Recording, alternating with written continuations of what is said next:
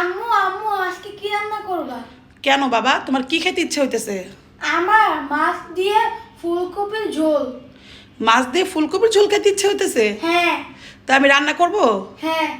আচ্ছা ঠিক আছে, রান্না করতেছি, তুমি অপেক্ষা করো। আমার ছেলের ইচ্ছে হলো আর আমি রান্না করব না, সেটা কি হতে পারে? তো হাই এভরিওয়ান, আসসালামু আলাইকুম, সবাই কেমন আছেন? তো আজকে আমি শাফিনের জন্য ফুলকপি দিয়ে মাছ দিয়ে ঝোল করব একটা। এই তরকারিটা কিন্তু এই শীতের মধ্যে খেতে অনেক বেশি মজা হয়। তো প্রথমে কিন্তু দেখতেই পেলেন আমি এখানে মাছ নিয়েছি, যেহেতু শাফিন কাটা কম মাছ পছন্দ করে, তার জন্য শাফিনের জন্য আমি পাঙ্গাস মাছ নিয়েছি, জাতীয় মাছ এটা বলা যায়। তো এখানে হলুদ মরিচ দিয়ে প্রথমে আমি মাখিয়ে নিয়েছি মাছটাকে কিন্তু আমি হালকা করে ভেজে নিব। তো এখানে দেখতেই পেলেন প্রথমে আমি কিন্তু সব রকমের মশলা একেবারে রেডি করে নিয়েছি।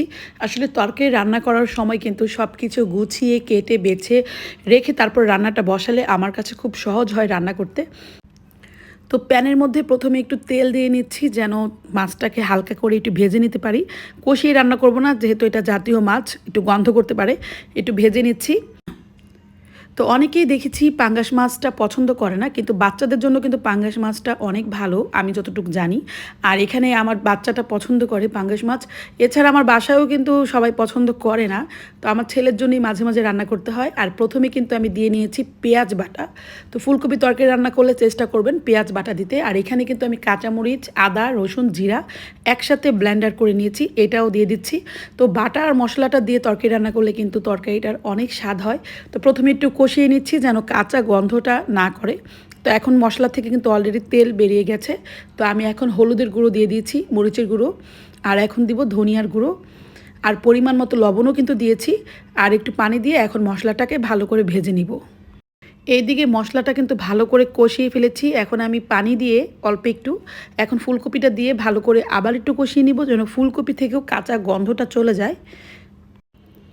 সেদ্ধ হওয়ার জন্য কিন্তু ঢেকে রেখেছি, অলরেডি কিন্তু তরকারিটা প্রায় কষানো হচ্ছে, খুব সুন্দর হয়েছে কালারটা কিন্তু দেখতে। তো ফুলকপিটা একটু সেদ্ধ হওয়ার পরে আমি এখন টমেটো কুচি দিয়ে দিচ্ছি। আর এখন এই পর্যায়ে কিন্তু আমি মাছটাকেও দিয়ে দিব। আসলে এই সিজনে ফুলকপিগুলো কিন্তু খেতে ভালোই লাগে, যেহেতু হালকা হালকা শীত পড়ছে।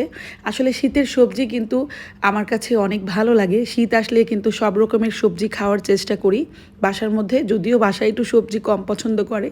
তো আমি পরিমাণ মতো একটু ঝোলের জন্য পানি দিয়েছি। আর এখানে ধনিয়া পাতা, কাঁচামরিচ দিয়ে তরকারিটা প্রায় হয়ে গেছে। এখন ছেলের জন্য বেড়ে নিব, দেখি ছেলে কি বলে। তো শাফিনের জন্য বেড়ে নিচ্ছি। আজকের ব্লগটা কেমন হয়েছে অবশ্যই কিন্তু লাইক, কমেন্ট, শেয়ার করতে ভুলে যাবেন না। আর অবশ্যই সাপোর্ট করতে হবে আমার চ্যানেলটা, তাহলে আমি সামনের দিকে কিন্তু এগিয়ে যেতে পারবো। আজকের জন্য ব্লগটা এতটুকু, সবাই ভালো থাকেন, আল্লাহ হাফেজ। শাফিন নাও তোমার ফুলকপি দিয়ে মাছের ঝোল, খেয়ে দেখো কেমন হয়েছে। আচ্ছা। অনেক সুস্বাদু হয়েছে। অনেক সুস্বাদু হয়েছে। হ্যাঁ। তো মাছটা একটু ভেঙে খেয়ে দেখো কেমন লাগতেছে।